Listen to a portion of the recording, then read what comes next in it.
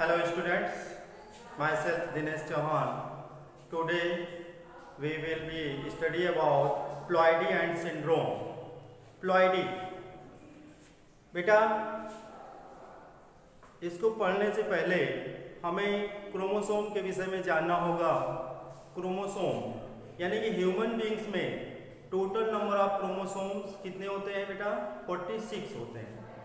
Haploid condition में क्या होते हैं? 23 होता है। डिप्लॉइड कंडीशन में कितने होते हैं? 46 होते हैं। ठीक है। अब यानी कि जो क्रोमोसोम्स होते हैं ये इसमें से 44 क्रोमोसोम्स यानी कि 22 पेयर क्या होते हैं? ऑटोसोम्स होते हैं। जो 23rd पेयर का क्रोमोसोम होता है उसे हम सेक्स क्रोमोसोम कहते हैं, जो मेल में XY और फीमेल में XX होते हैं।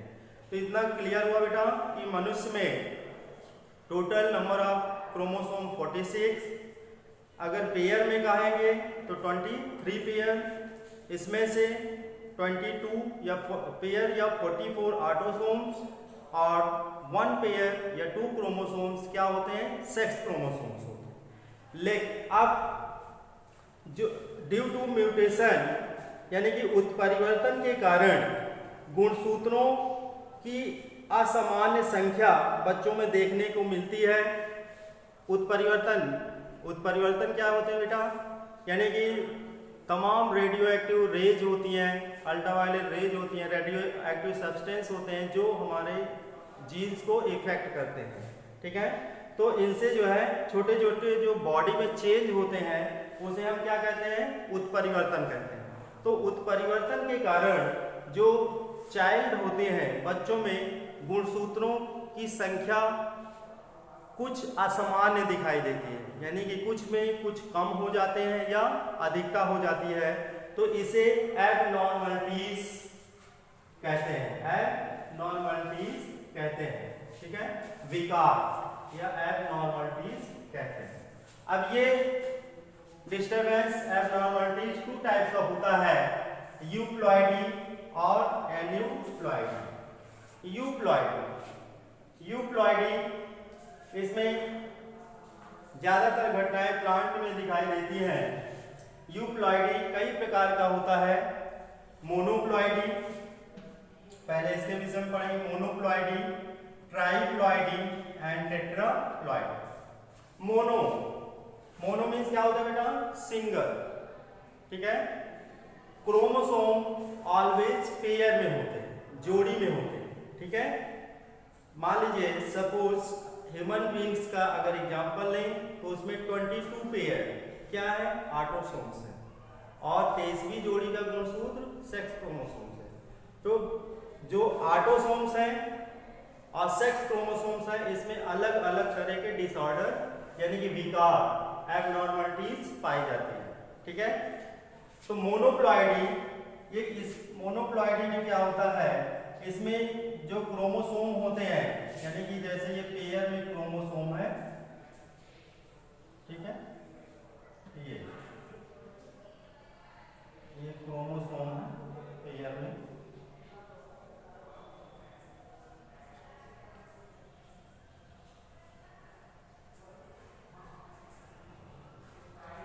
ठीक। तो मोनो मीन्स क्या होता है? सिंगल, यानी कि इसमें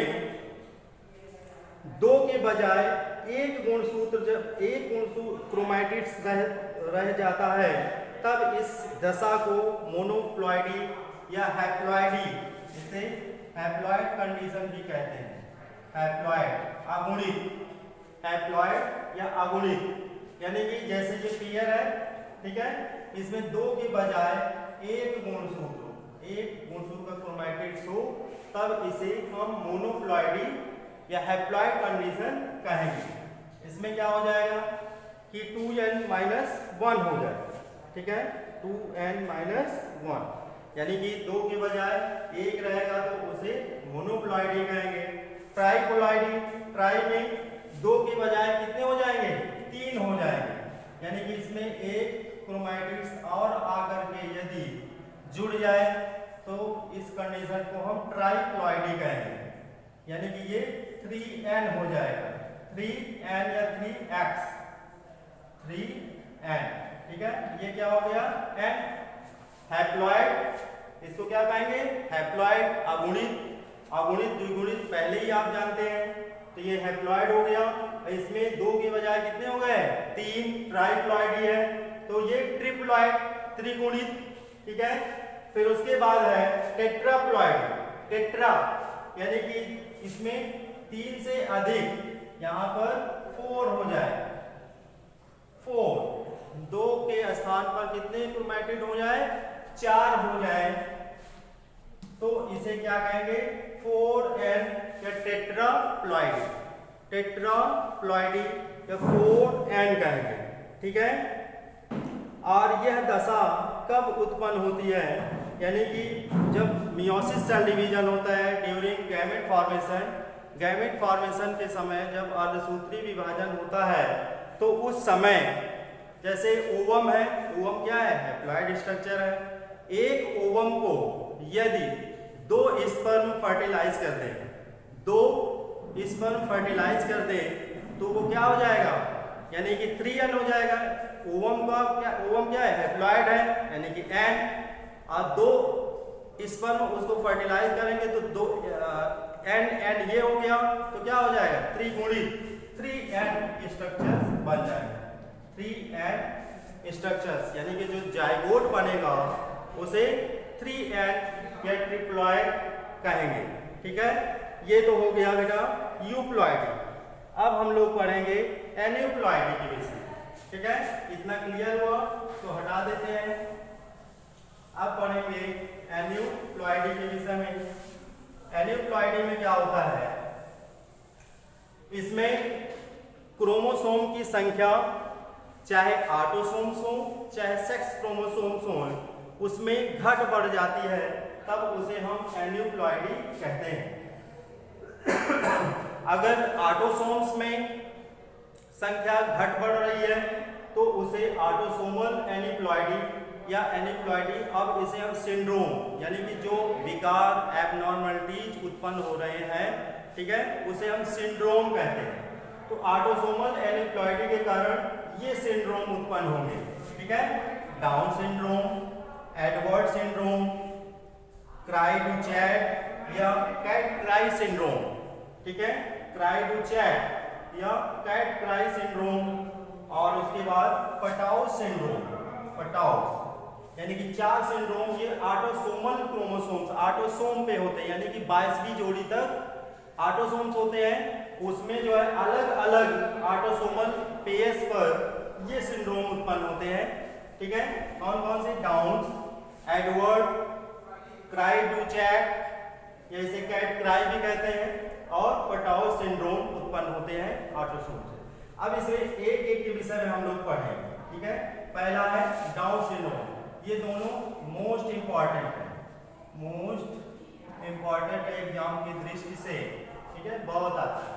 देखिए डाउन में क्या होता है, ये जो 21वीं जोड़ी का 21st पेयर ऑटोसोम्स होता है, उसमें ट्राइसोमी हो जाती है, क्या हो जाती है, ट्राइसोमी हो जाती है 21st पेयर में, यानी कि 2 के स्थान पर 3 क्रोमोसोम्स हो जाते हैं, ठीक है, ट्राइसोमी के कारण, यानी कि 2n प्लस 2n, ठीक है, प्लस 1 किस पेयर में, 21st पेयर, ठीक है, 2n, यानी कि डिप्लॉइड था, उसमें एक n आकर के और जुड़ जाता है किस क्रोमोसोम में, 21वीं जोड़ी के क्रोमोसोम में, 21st पेयर ऑफ क्रोमोसोम में, तो क्या होगा, क्रोमोसोम की संख्या बढ़ जाएगी, ठीक है। तो कितने हो जाएंगे भाई, यानी कि 46 के स्थान पर 47 हो जाए, 47 हो जाए। ये इतना सा फार्मूला अगर हमें लर्न है तो हम डाउन सिंड्रोम को इजीली एक्सप्लेन कर सकते हैं।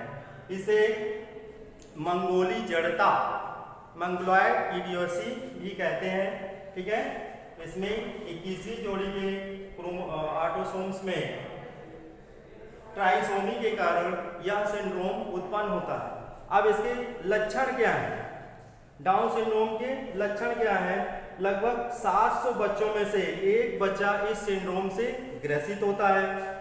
इस सिंड्रोम से ग्रसित व्यक्ति की आंखें एवं पलकें मंगोलों की भांति फोल्ड होती हैं। इनका सिर गोल होता है, त्वचा इनकी खुरदुरी होती है, ठीक है, और मस्तिष्क अल्प विकसित होता है, और इनका जो इनका कद जो होता है नाटा होता है। और ये अगर इस सिंड्रोम से ग्रसित कोई मेल है तो वो क्या होगा? नपुंसक होगा, स्टेराइल होगा, ठीक है। और इनकी आयु लगभग 12 से 14 वर्ष तक होती है। 12 से 14 वर्ष तक इनकी मृत्यु हो जाती है। इतने वर्ष के बाद इनकी मृत्यु हो जाती है, ठीक है। तो ये रहा भाई डाउन सिंड्रोम। अब उसके बाद अगला सिंड्रोम है एडवर्ड सिंड्रोम, ठीक है। एडवर्ड, यहां पर हमने देखा कि 21वीं जोड़ी के गुणसूत्र में ये सिंड्रोम उत्पन्न हुआ ट्राइसोमी के कारण। एडवर्ड क्या होता है? 18वीं जोड़ी के गुणसूत्र में ट्राइसोमी के कारण हमारा एडवर्ड सिंड्रोम उत्पन्न होता है। किसमें बेटा? 18वां जोड़ी, 18 पेयर, ठीक है। तो इसका हो जाएगा 2n + 1 किस पेयर में?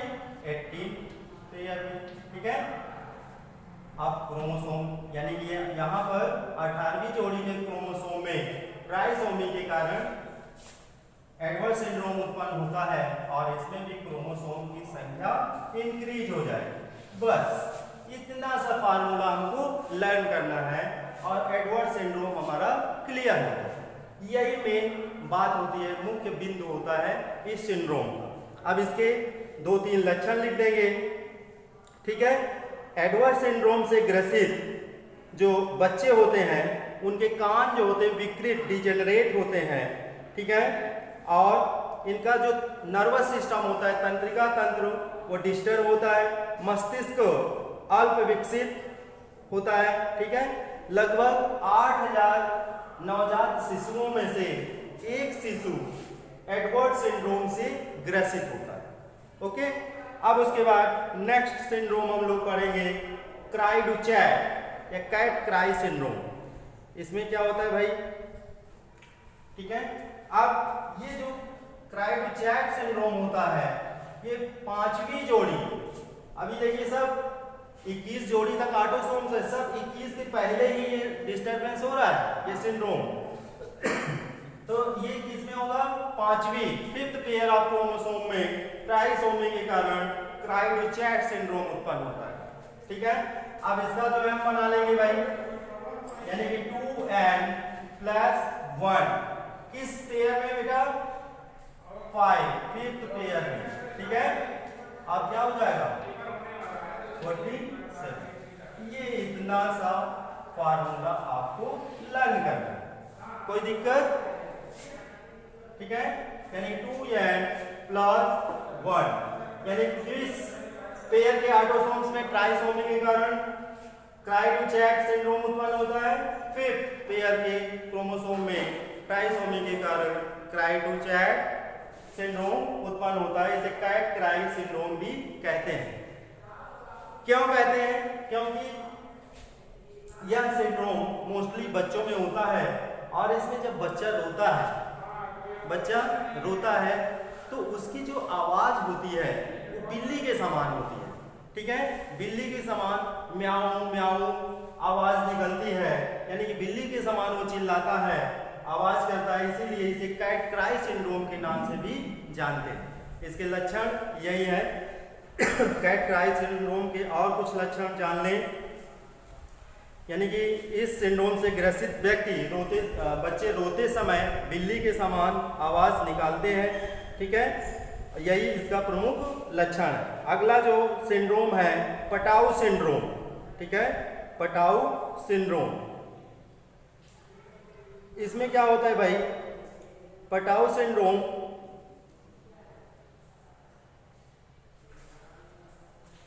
पटाऊ जो होता है, यानी कि ये 21st में, ये 18 में, ये 5th में, और जो क्राउज होता है ये 13 यानी कि 13वीं जोड़ी के 13 पेयर ऑफ क्रोमोसोम में डिसऑर्डर के कारण पटाउ सिंड्रोम उत्पन्न होता है। ठीक है, कौन सी पेयर में? 13वीं 13 पेयर में।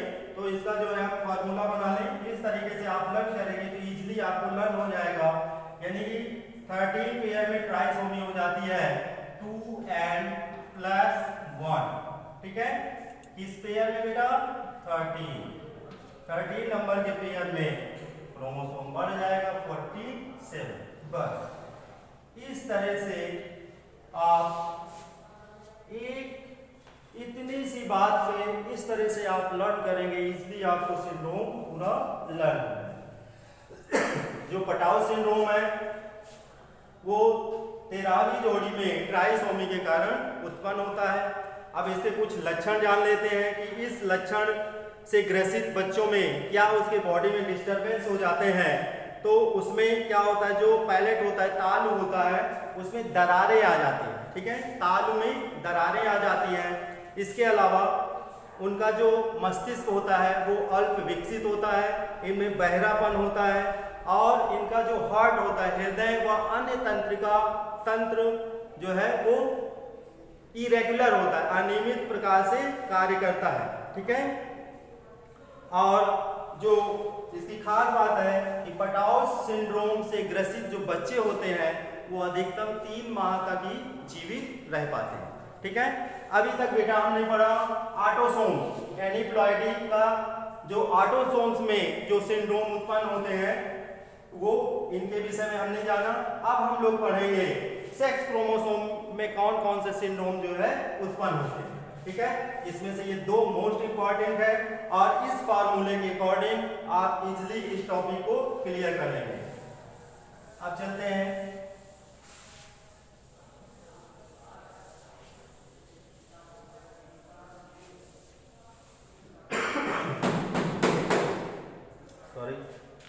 अब इसके बाद यानी कि जो हमारा सेक्स क्रोमोसोम होता है, 23वीं जोड़ी का जो क्रोमोसोम होता है उसे सेक्स क्रोमोसोम कहते हैं।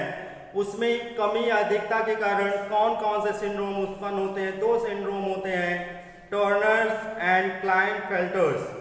ठीक है, टर्नर्स पहला सिंड्रोम जो होगा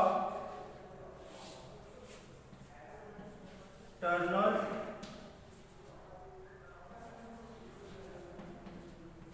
सिंड्रोम। ठीक है, दूसरा सिंड्रोम जो उत्पन्न होगा सेक्स क्रोमोसोम पर डिसऑर्डर के कारण उसे क्लाइनफेल्टर सिंड्रोम कहेंगे। ठीक है, क्लाइनफेल्टर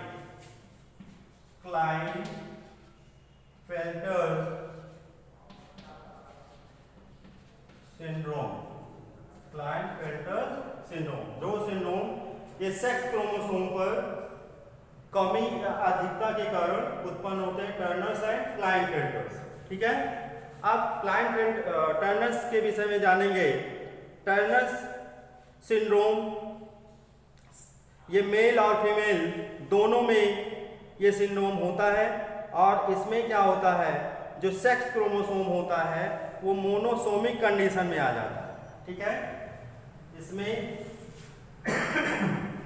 यानी कि ये सेक्स क्रोमोसोम में होता है।